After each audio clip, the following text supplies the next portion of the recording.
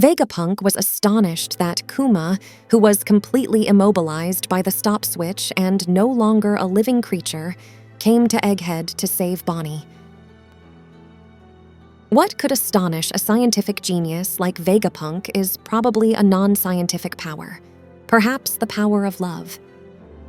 He even believed in Sanji's Lady Radar. Kuma's actions can likely be explained by the concept of a soul. In fact, Vegapunk mentioned the existence of souls while studying Kuma's body.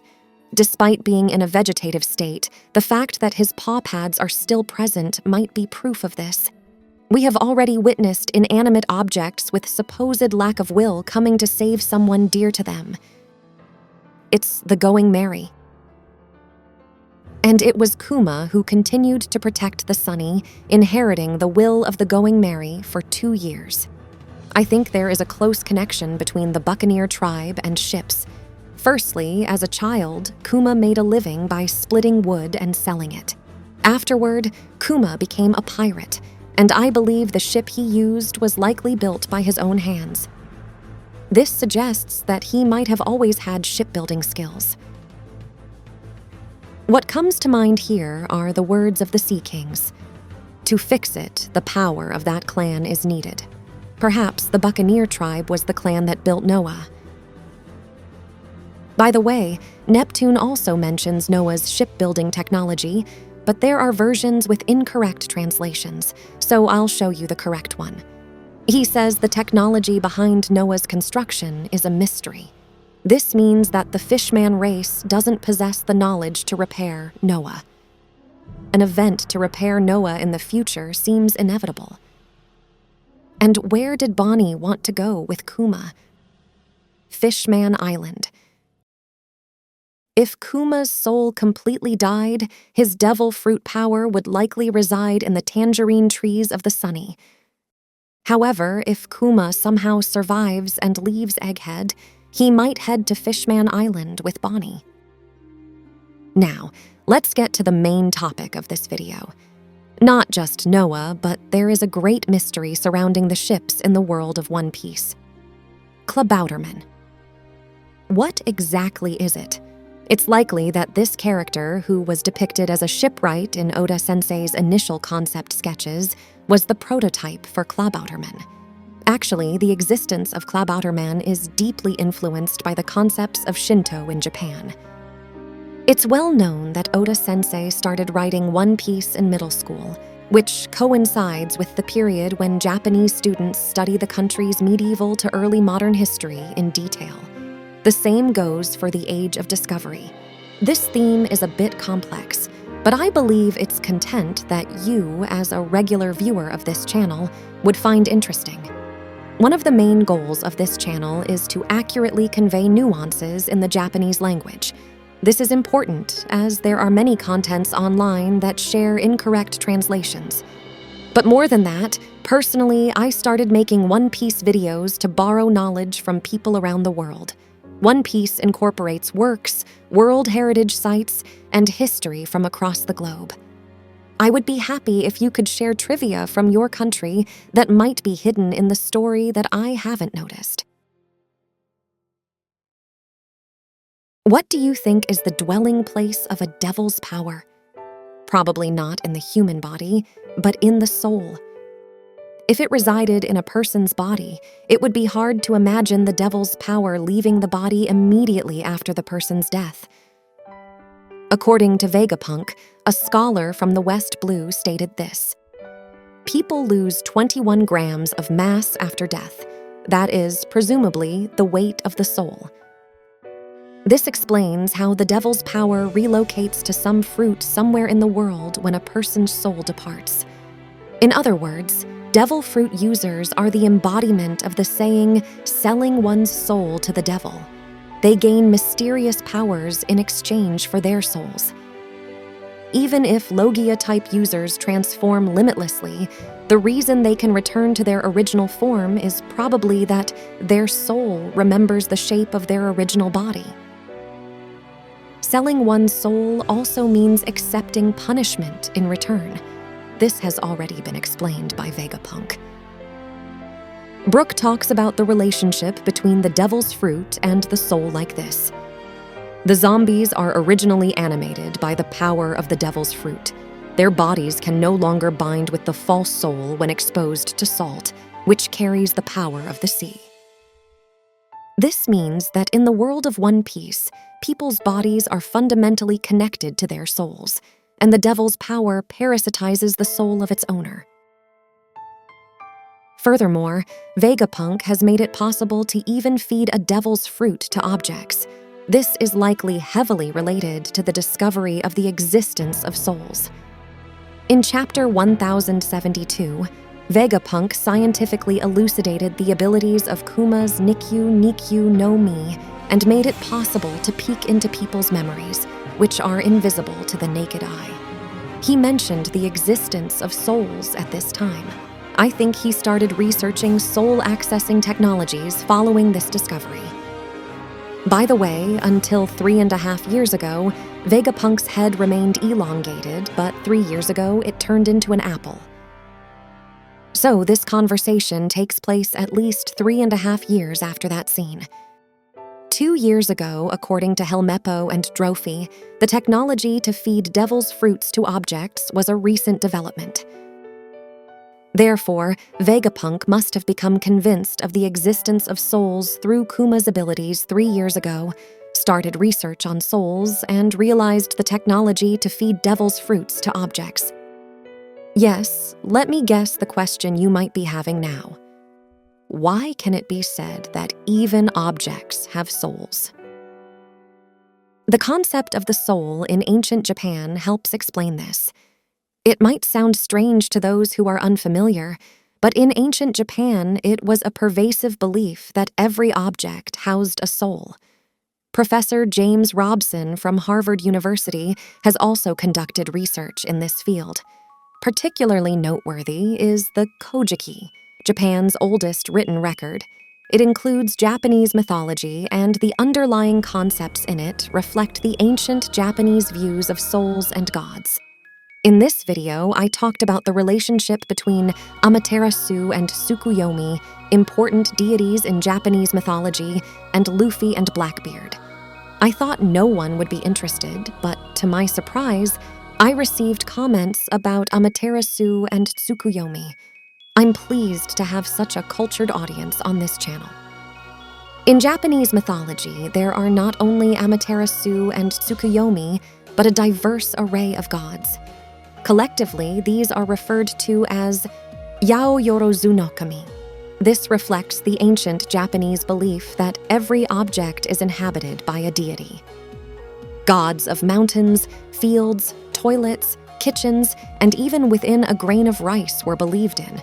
In the world of One Piece, there are various gods too: the sun god, rain god, forest god, and earth god. If you are studying Japanese, you might notice something about this kanji. This kanji represents the number 800, and in Japan, the number 800 implies a very large amount. Telling a lot of lies is referred to as uso hapyaku. One reason Oda-sensei may have chosen 800 years ago for the Void Century could be linked to this. Perhaps there is a significant lie from Joy Boy orchestrated there. A supposed land that didn't exist could be called No Land, and the ancient kingdom might be hiding a significant lie, thus, Uso Land.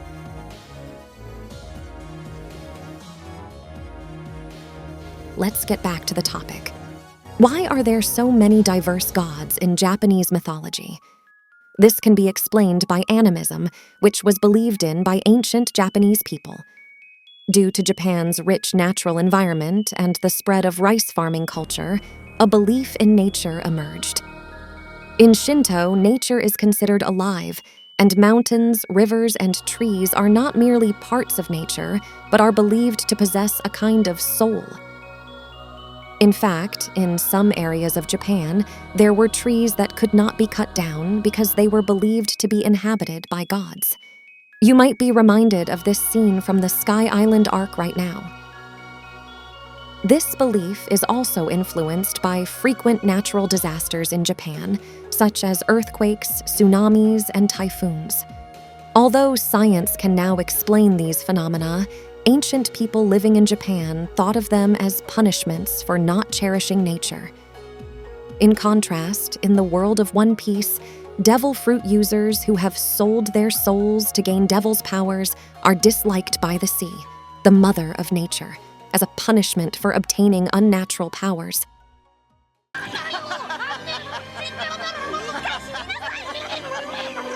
By the way, the devil fruit power I want to obtain is the Giro no Mi, and I'd really like to know what he's thinking right now. Please share with me the ability you would want too. I was recently asked by a friend from Oklahoma who is studying in Tokyo, why don't Japanese people throw away old things? Of course, this doesn't apply to all Japanese people, but the belief in cherishing and using objects for a long time is a significant factor. In Japan, taking good care of tools can create attachment, and sometimes they are treated as if they have souls. In other words, the concept of animism in Japan applies to both living beings and inanimate objects. Many of you may have already noticed this idea is also present in the story of One Piece. Yes, it's Clabautermann. I believe that its true identity is the key to unlocking the mystery of the devil's fruit. Frankie explained Clabautermann as the embodiment of a ship that only resides in those truly cherished. The more a ship is cherished, the more it wants to thank its sailors. This ship probably wanted to somehow get you guys to the other side. This means that the idea of Clabautermann was likely inspired by Japanese animism. In the world of One Piece, it is shown that inanimate objects, when cherished by people, can also house souls. The idea that objects can possess souls implies that it's also possible for these souls to harbor the power of devils. This is probably the method invented by Vegapunk for feeding a devil fruit to an object. Let's look at some examples of objects that have eaten devil fruits. A gun called Lasso that ate the Inu no Mi. A sword called Funkfried that ate the Zu no Mi. A poisonous gas called Smiley that ate the Sara no Mi model, Axolotl. All of these were originally owned by people associated with the world government, indicating that the technology was directly provided by Vegapunk. Furthermore, it's evident that these objects are cherished by their owners. In this scene, Spandam said to Funkfried something that is often used when petting a beloved pet. Although Spandam himself is trash, for Funkfried he must have been a master who cherished it for a long time. However, there is still another example, a teapot called Bunbuku that ate the Inu no Mi model, Tanuki. Wano country is an isolationist nation not affiliated with the world government. Why was Hitetsu able to use a technology supposedly invented by Vegapunk? I believe that, like the techniques for creating poneglyphs and the ancient script, the technology of feeding devil fruits to objects was also passed down to the Kozuki family. His real identity is Sukiyaki, a descendant of the Kozuki family. The Kozuki family inherited the skills of stonemasonry and were the ones who created the poneglyphs. In fact, there are indications that the poneglyphs themselves may be inhabited by souls. Roger was able to hear the voices of the poneglyphs. Why do you think that is? I believe a major reason is that the poneglyphs themselves are inhabited by souls. In Japanese, Roger's ability is referred to as this. Banbutsu refers to everything in the world, including animals, plants, and inanimate objects. This word is rarely used, but it appears in religious contexts like Shinto. Considering that Wano country also had the technology to process sea stone, which can nullify the powers of devil fruit users, suggests that even the Great Kingdom's technology, which not even Vegapunk has fully deciphered, has been directly passed down to the Kozuki family. Additionally, Kinyamon referred to the afterlife as the land of Yomi. The existence of an afterlife is proven by Brook reaching the land of Yomi as a soul after his death. This indicates that the Kozuki family knew about the close relationship between devil fruits and souls, and Sukiyaki was able to feed a devil fruit to an object. By the way, Oden's sword Enma retained his haki. It's believed that the soul residing in the sword reproduced Oden's haki. This could also be said for Kuina's sword, which is named Wado Ichimonji. In Japan, there is the Japanese-era names, which change with each emperor. The era when the Kojiki was created was called Wado. Furthermore, there is another interesting scene related to the devil fruits. It's the scene where Smiley becomes Shinokuni. Smiley died as it transformed into gas after eating a giant candy. There's no explanation for this phenomenon yet, but I think this candy contained a substance that could grant abilities without eating a devil fruit.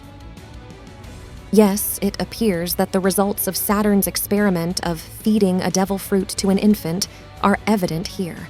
Smiley's soul couldn't support 2 devil powers and exploded. By the way, the name of the poison gas created by Caesar is Shinokuni, which means land of death in Japanese. I believe this weapon was named such because it utilized Smiley's soul and the mechanism of devil fruit reincarnation. The true identity of Smiley is the H2S gas that was created during the explosion accident on Punk Hazard 4 years ago. However, since Vegapunk uncovered the existence of souls 3.5 years ago, even gas has become capable of consuming a devil fruit. Caesar mentioned that the last time he saw Smiley was 3 years ago, which is likely when he fed it the devil fruit. It is also said that Vegapunk recently deciphered the conditions for the transmission of devil fruits. This means that by feeding another devil fruit power to Smiley, Caesar could turn it back into gas, recover the devil fruit, and then feed it to the gas again to recreate Smiley. That's why he said this. From all these points, it seems that the power of the devil resides in the soul, and even objects can develop souls when cherished by someone, making it possible to bestow devil fruits upon them. Based on this hypothesis, the mystery surrounding this character comes to light. Marshall D. Teach. The reason he was able to obtain 2 abilities probably doesn't need further explanation.